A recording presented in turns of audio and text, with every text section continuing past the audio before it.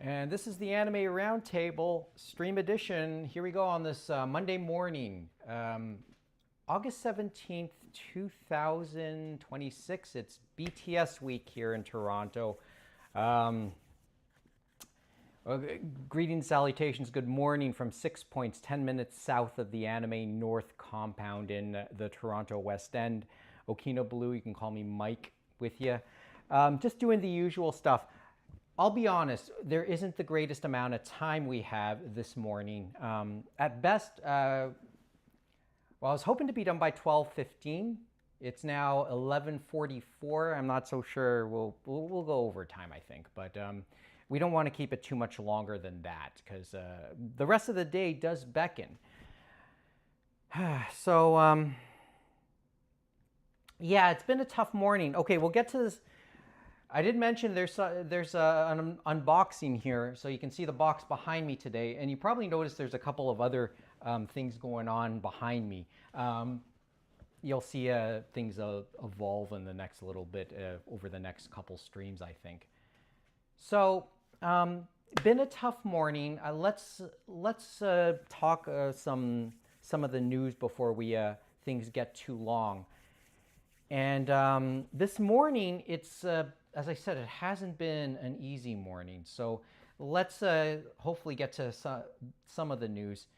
I'm sure many of you now know that late last night it was announced that Heroes in Nashville star Hayden Panettiere passed away at the age of 36 at home.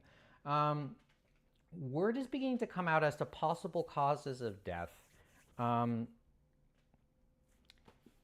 And this is not one of those easy things to talk about. It was so sudden. And yes, she started as a child actor. She had a major voice in A Bug's Life when back in 1998. Heroes was really her thing when that happened 20 years ago when she was a teenager. Nashville as well, done other stuff. As you can see by this photo, appeared in Scream. Mo, I know wanted to talk about this. Yeah, don't know what else to say. Word is beginning to come out about possible causes of death. She's been very candid about some of her mental health issues, postpartum depression, what have you. She even gave up custody of her child to her then partner, which I believe was Vladimir Klitschko, the famous boxer. But yeah, this is kind of the news in the entertainment world tonight. So that's on the table. I know also some years back her brother died of a heart ailment as well. So really, does those things matter at this point, right? I mean, she's no longer with us, and her acting certainly got quite a bit of attention and quite a fair amount of acclaim too. Anyway. Yeah, so that's just the breaking stuff. So yeah, it just sucks when these things happen. And I know that internally we're talking, the rest of the group here is talking on the chat. Mo I know has said, I will never understand people with money not getting clean drugs. You have the money, just get stuff that doesn't kill you.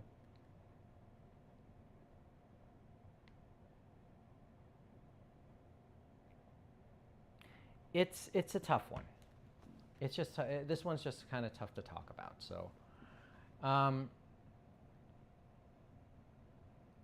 yeah, you can, and I'm scrolling through the CBC article here, right? Yep, she was good. She was pretty good at what she did. Anyway, so on that topic, geez, we got to lighten the mood a little bit. I did joke around that it is BTS weekend, so some of the pop-ups have started. You can probably note the stuff here. Yes, $253 for a hoodie, and T-shirts being $112 at a pop-up merchandise area. I think this is probably downtown Toronto. I think. Yeah, it looks like it anyway. Oh, I see. Is that a Yves Laurent logo? I don't know. Or is that Louis Vuitton? Oh, it looks like a Louis Vuitton logo. So there's the look inside the pop-up here in Toronto for BTS. There's lots of stuff going on. By the way, I have no clue what the prices refer to, just for reference. And fans, of course, fans.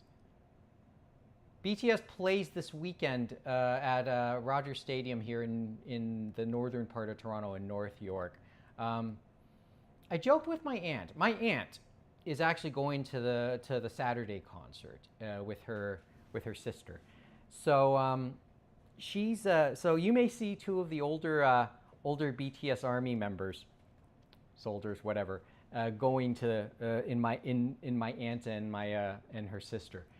I asked her what are her plans after that, and because I, as many of you know from last year's concerts, when Blackpink was here, after the show, some hours after their first concert, two members were spotted at Hagune nearby, at a popular Korean restaurant along Yonge Street near Finch, or yeah, in the Finch Yonge area in North York, and they were spotted there. And they said that from all accounts, Hagune tends to be a pretty busy place at the best of times, but it was even more packed than usual, if there was such a thing for that place. So I made the suggestion to my aunt to, after the show, just go have dinner at a 24-hour Korean restaurant along Yonge Street, and you don't know what will come up. And she just said no. By that point, they think they'll be tired. They'll just go take the subway downtown and crash at their daughter's place. They have. I know that her kids live in a. Her kids, like her daughter and her son, right now live in a condo downtown, and that's where they're going to crash for the night. They told me after the concert. It should be fun. Hope those that really want to go will have that chance. It'll probably be the signature concert this year at Rogers Stadium. And when you look at who's played Rogers Stadium, whether it's Coldplay, Stray Cats, Blackpink, BTS, Bruno Mars over these 2 years. I don't know what you call the signature act to have happened. Although I guess BTS will certainly put up a case for it, right? But yeah, Rogers Stadium is meant to be one of those temporary venues. I think it's going to go until 2028, 2029, and then they'll build some permanent housing in the area. But there you go. Yeah, no, don't know what else to mention with that. A friend of mine. Oh, I will mention this also. Over the weekend, I know I was at Omomo, and they have a BTS display too. I didn't know that they've licensed Nendoroids as well. But anyway, on the topic of merchandise, a friend of mine also said that apparently beginning tomorrow officially will be a collab with McDonald's, Hello Kitty, and Godzilla. And apparently related toys will be going into their Happy Meals. Both in the US and Canada, but apparently some places are starting to sell them. Please, please, please, if you order a Happy Meal wanting one of these toys, eat the damn burger. Don't put it to waste.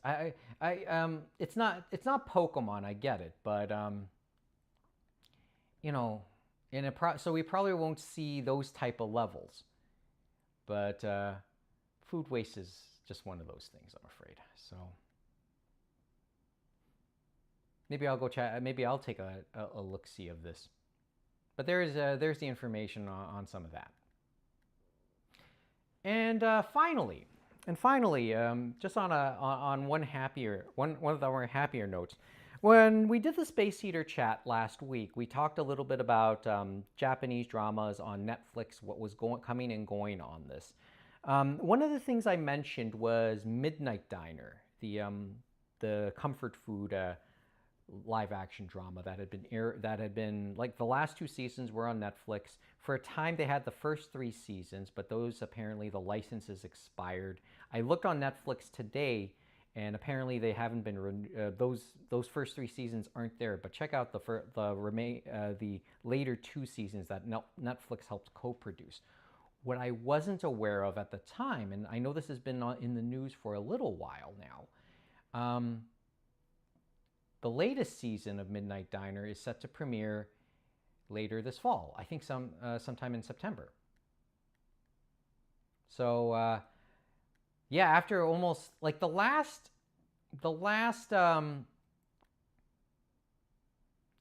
season of that was 7 years ago, back in 2019. So Kaoru Kobayashi is set to reprise his role as the master, and then the little comfort food stories or little stories of the of little bits of comfort food that he makes and the people who eat them and their stories on the day. It's a great series if you ever see it. You don't really need too much to. You don't really need too much. It's one of those anthology series. It's just the only common thread is that somehow the stories begin and maybe end at the diner. So, but they are really good stories. A lot of them sad, a lot of them melancholy, a lot of them uplift. A good chunk of them uplifting too. But you'll get some. You'll cheer for the characters regardless, I think. Really good series. As I said, a personal recommendation if you ever get the chance. If you saw the Makanai on Netflix. Maiko Sanchi no Makanai-san, the live action version of that, or if you've seen the anime version of that on Crunchyroll and maybe NHK, probably this is also worth checking out, although it's a little bit more dingier, grungier, but it will probably just as charming, if not more so. Anyway, that's the news. That's the stuff that's come to mind for today for me. As I said, the Panettiere news, the death of Hayden Panettiere, and I have to kind of try to pronounce it, try to say that a couple times to get the proper pronunciation. Yeah, that's probably the big news today, and I know that's not necessarily anime related. It isn't at all in many ways. But Heroes, I know, was a thing 20 years ago. That was a really, really popular show. So maybe certainly worth a mention here. Okay, back to the heart of the matter. I know not many are really watching this right now, or maybe one or two are. Hero Harmony, Amethyst Lilac. Okay, cool. Thanks for popping by for just a little bit.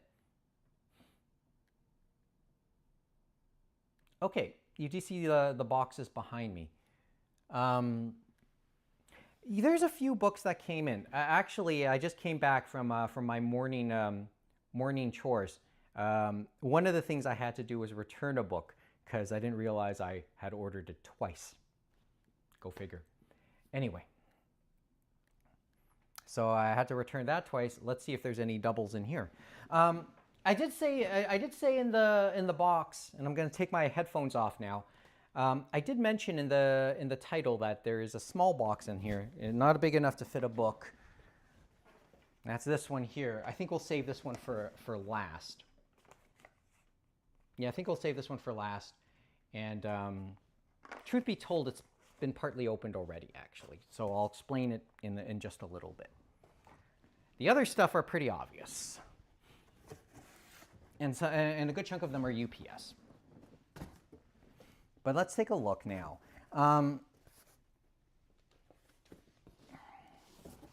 I wonder how much in the way of box cutters we're going to need for this, actually. And then everything gets stored away later afterwards.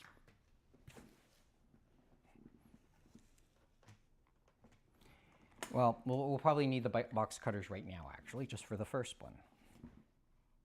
Or which of the boxes should we open first? Should we open the medium-sized box? or should we open the two individual boxes here? Or three, more like it. Or James mentioned this in the space heater last week. A suggestion. I'd never come across one of these type of packages before, and he said when you get one of these, just beware about how you open them. The ravioli pack. So this is what a ravioli pack looks like.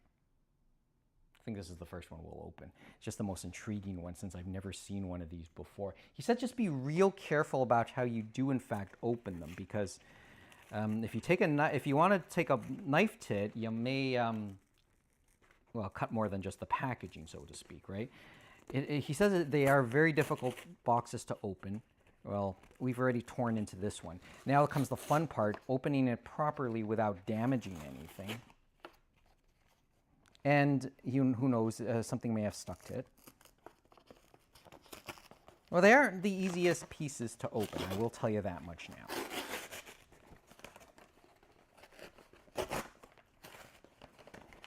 Okay.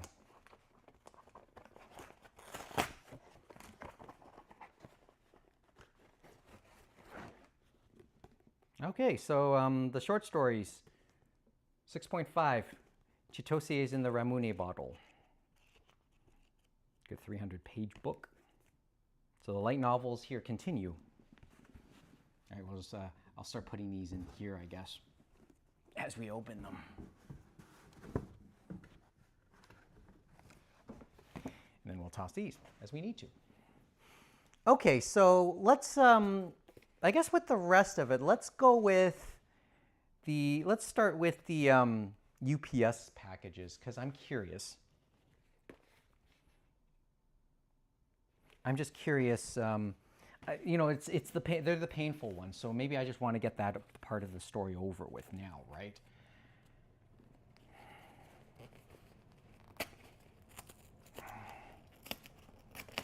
So let's just open this. I actually want to get these parts over with so I can tell you the story behind the small package as I fully open that.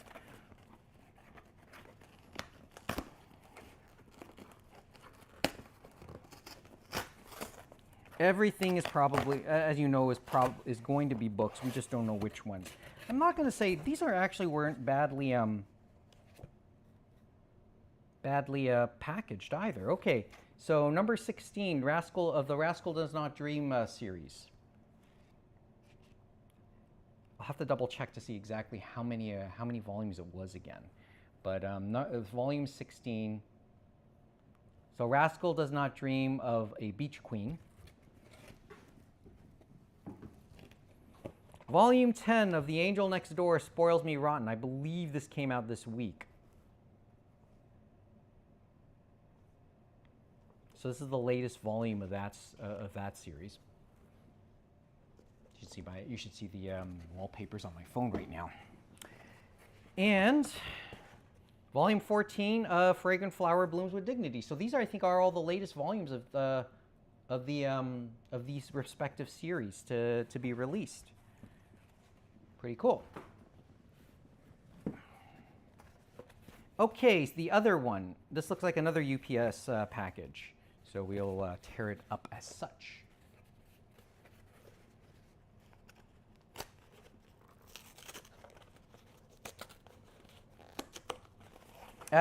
Well, to be fair, I haven't needed to take a knife to any of these yet. Volume 21 of Blue Box. Cool. Been reading the odd chapter of the latter parts of the series. So, but maybe I have to properly catch up, I think. Okay, this is an interesting looking box because it has a penguin logo on it, right? Probably somewhere in between. Well, it looks like still the UPS-ish packaging with the perforated envelope style. So let's give that an open now. But I'm going to guess this was a recent release as well. It is 2 volumes. Okay. 2 separate volumes. Oh, even a name. This carton has been packed by Dottie. And Dottie did a good job of packing two volumes of, two separate volumes of The Girl I Like Forgot Her Glasses, so volumes 2 and 10. So slowly filling that out. I think it's now done, actually. I'll have to double check. We will take a look in the archives a bit later on. And finally, the box. This scary looking box, which will require the box cutters.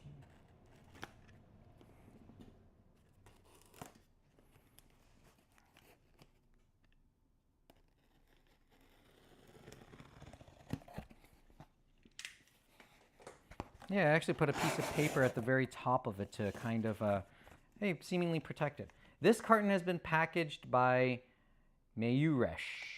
And it looks like they didn't do a bad job either.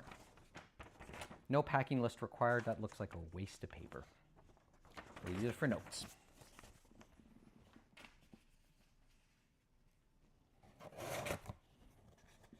Quite a few light novels here. Okay, so I did say I wanted to get these two though. The dual movie, the light novels that I think were based on the movies, or maybe the other way around, that were the basis for the movies. To Every You I've Loved Before, and To Me, The One Who Loved You.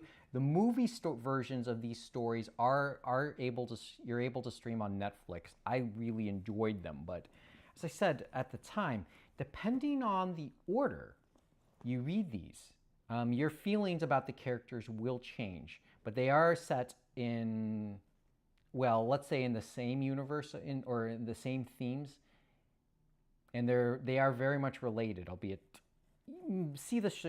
watch the movies to get a sense as to what I mean. But as I said, the order by which you watch these two movies will change your impressions of them and in turn the characters featured in them. But they are, it's a bit of a, but I will tell you they were a bit of an emotional roller coaster, albeit not a Grave of the Fireflies type of emotional roller coaster, but they are a bit of a tearjerker too. And on the topic of Makoto Shinkai stuff. Oh, and yes, the Your Name, the 10th anniversary, has been in theaters as well over the last number of days. So if you haven't had a chance to check out the 4K release and otherwise don't have your own copy of the movie, which I have myself, kind of worth checking out. And then the rest of the stuff in here looks like it's just filling in the rest of other titles that we haven't, that I've mentioned I've had. So various volumes, let's see. Yeah, as I said, filling in the blanks. Volumes 3, 4, 5, 6, 7, 3 to 9 of The Girl I Like Forgot Her Glasses. Oi, hey hero, what's up? And a random volume 5 of The Dangers of in My Heart.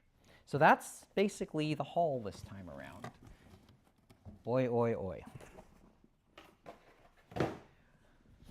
Okay. So let's put this up. We will send the packaging to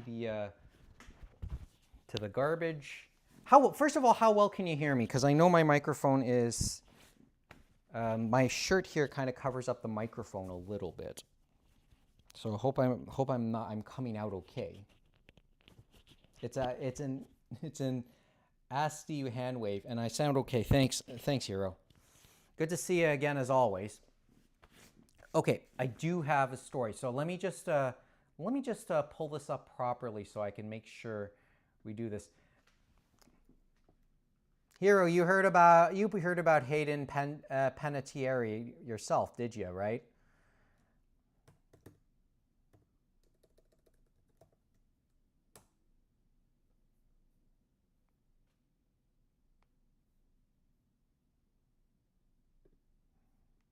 That is a real sad story.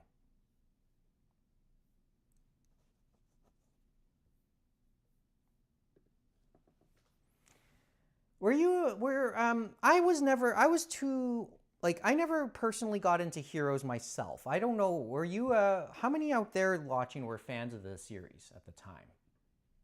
I just wonder. But yeah, that's a bit of a sad story, so.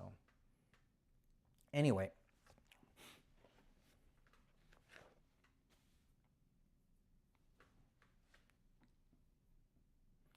Okay, let me check something here.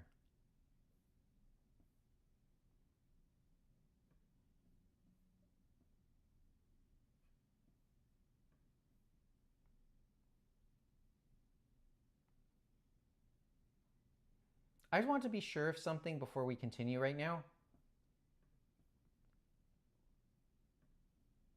Because I was just wondering something here.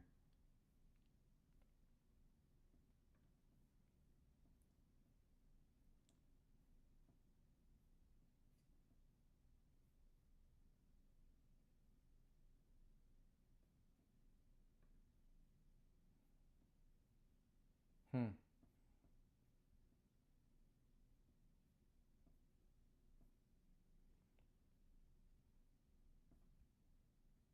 Okay. I want to look up something just quickly so that I can tell the story properly here today.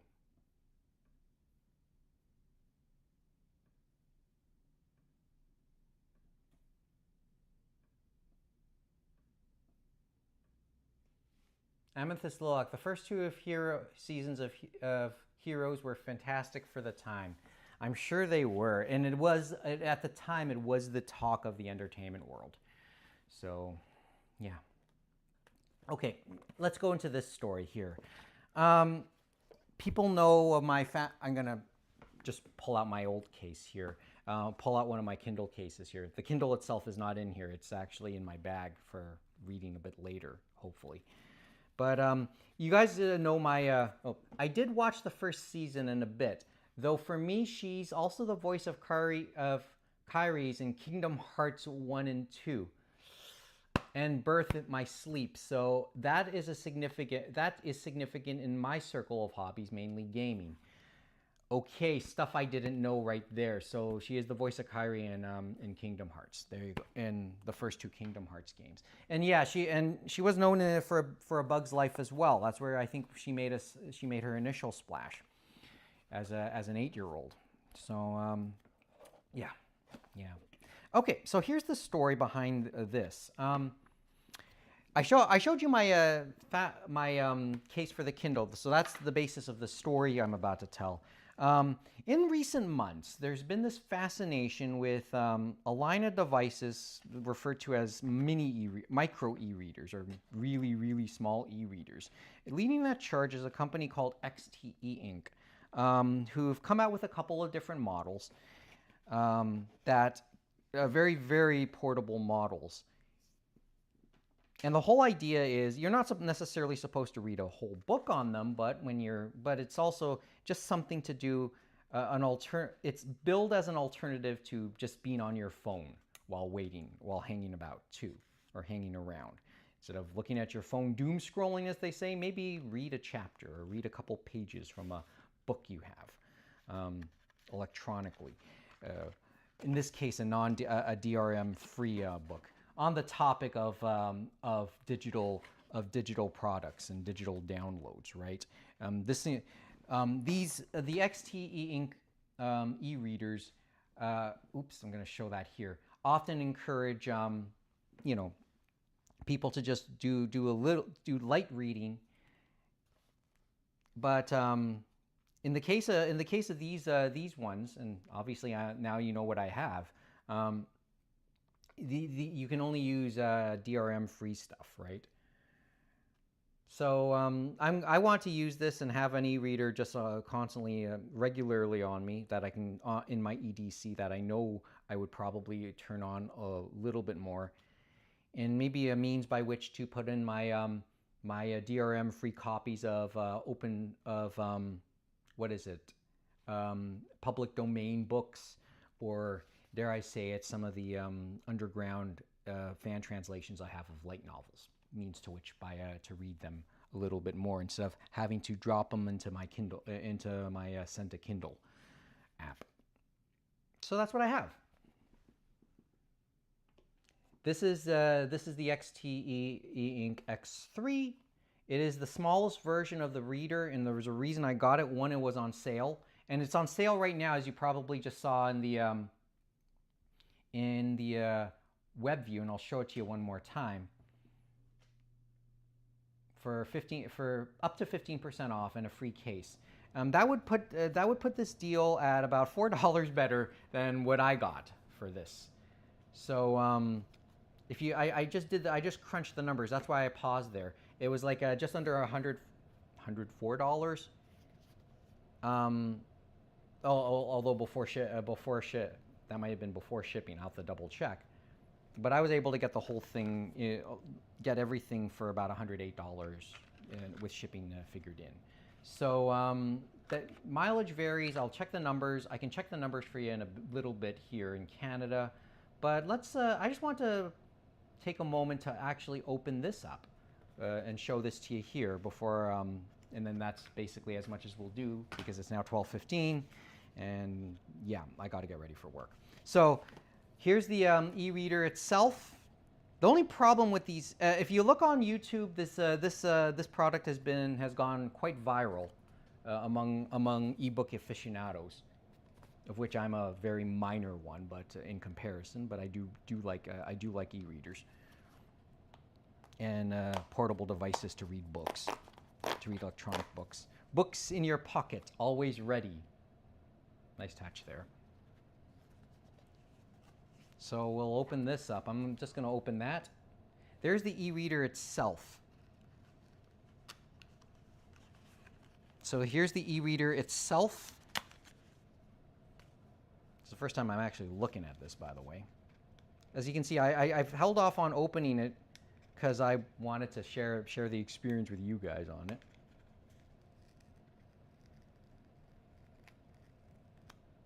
I appreciate the fact that all this is cardboard, no plastic figuring it in. I chose to get a black version of it. This is the only plastic you see. Does it provide a platform to get DRM-free reads? Not directly, as far as I know, but there's a good amount of software. And also, one of the things that's also encouraged, if you look this up, is not necessarily use the firmware on this, but to flash third-party firmware. So, but it doesn't have its own store. That's the thing about these e-readers. There's no store, so you have to go out to find your own EPUBs and what have you. But Project Gutenberg is a good place to start, I think, for public domain books. And of course, places that do have its own stores and hopefully DRM-free stuff. Of course, you can use other things like Calibre. Let me open this up. This is the X3 is actually a smaller model, flush, not bad. And there's a reason I want to get the smaller model. One, yes, as I said, it was on sale, but two, it has a magnetic back. And you can stick it to the back of your phone that way.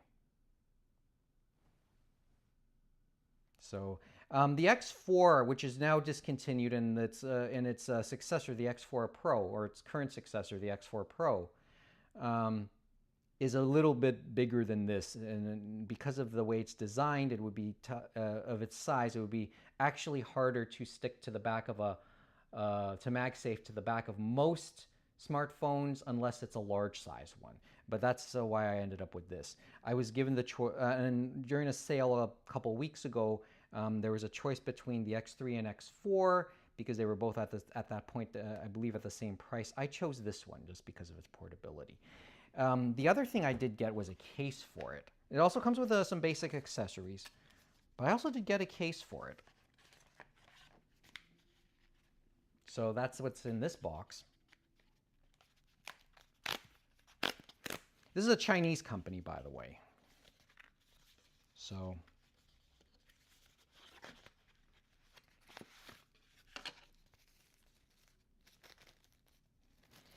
and I chose forest green.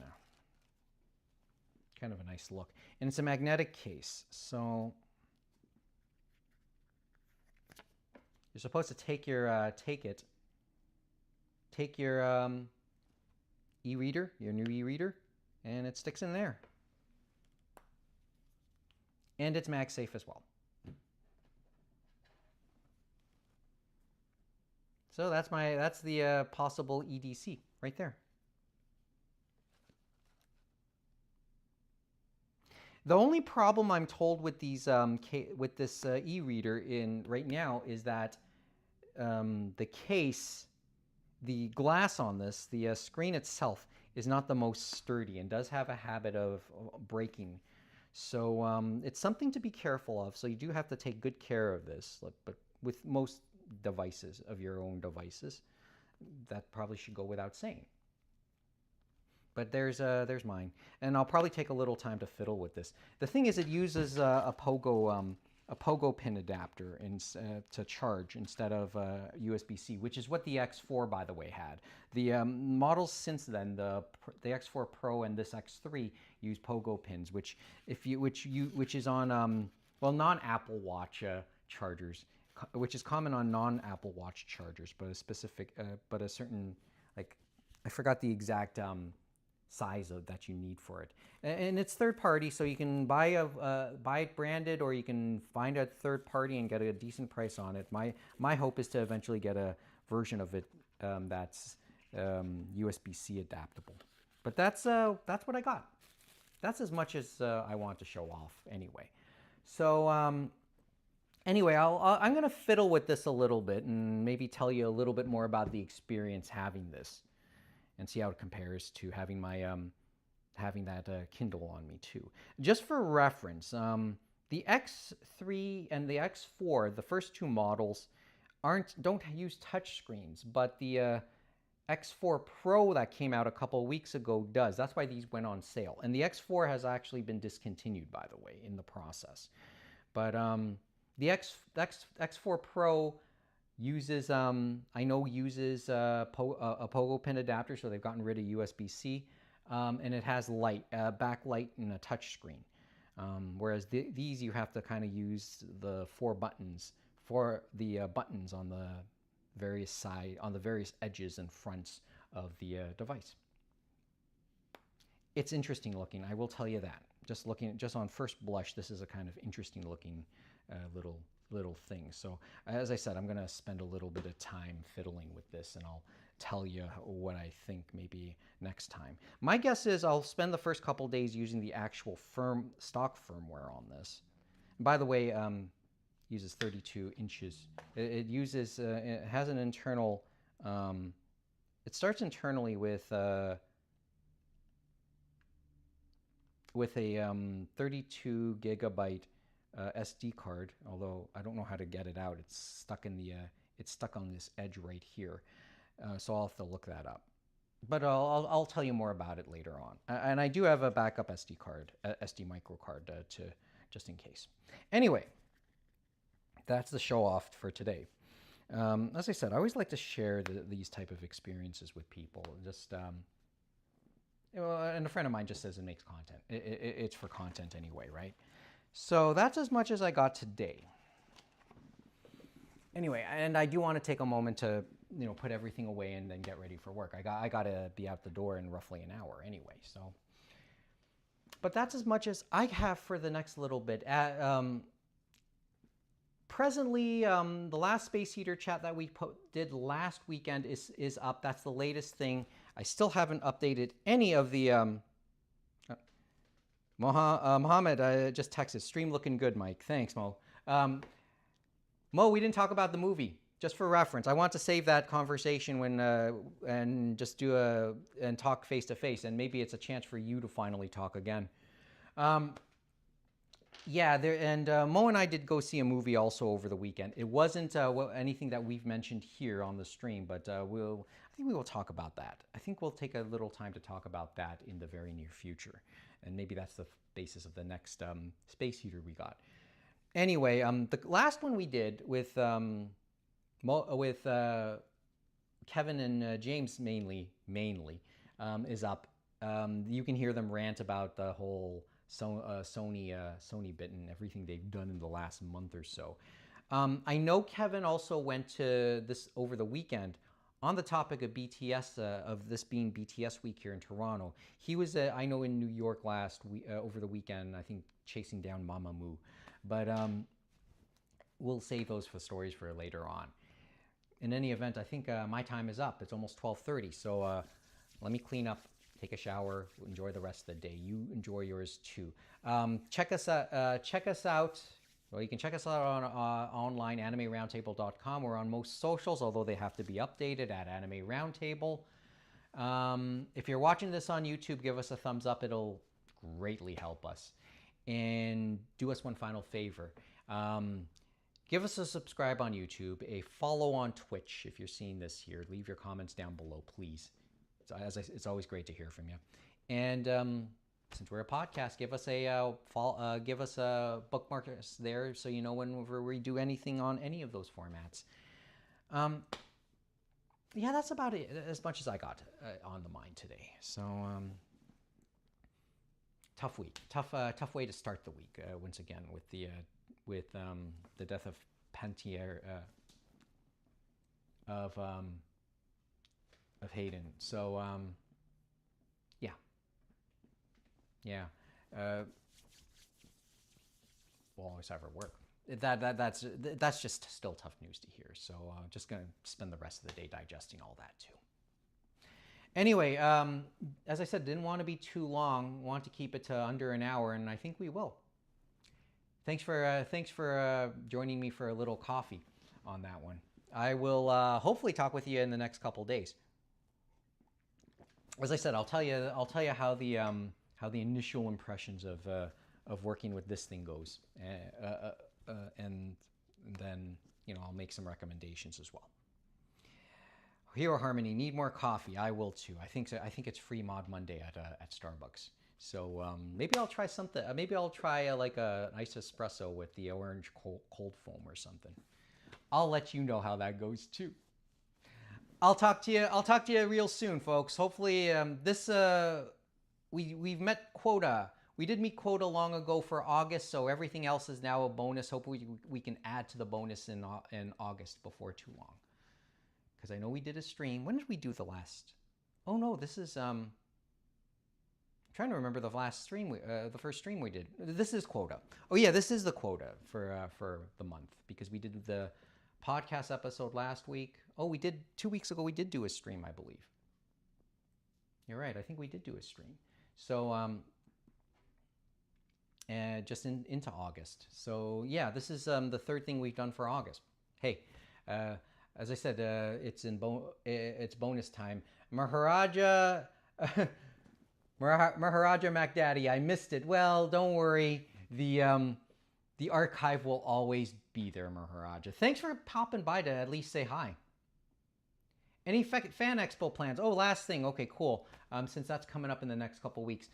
Traditionally, I don't have a habit of doing fan expo. I didn't do a Japan Fest Canada as well. So, but looking at the pictures, hopefully everyone there had a good time. Plus, maybe I'm not much for the crowds. I know there was a lot of traffic going around Celebration Square and Square One area in Mississauga over the weekend. Imagine what a fan expo will be like when that happens. The week after next weekend, I believe. I believe it's next weekend. Yeah. Oh, it's worth checking out. Always worth checking. It's never a bad thing to check out. So have fun with that. Okay. I presume you're going, Hero. I presume you're going. So tell me about it later. All right. Anyway, I hope. But I guess there. Oh, maybe. Okay, so he's so you're on the fence about it. Okay, here I'll state the goal though. Let's meet again in some form. Let's put up one more thing before Fan Expo, whether it's a podcast, a space heater, or another stream. Okay, I gotta go. I'll talk to you guys later. Okay. Thanks for watching. Oh, I've always found my experience with Fan Expo is that it's crowded, but it's open enough to ignore everyone by talking to my mic. Hmm. Oh yeah, that's probably a fair statement. Well, let me know if you're going too, Maharaja. Anyway, now I gotta go. Talk to you later.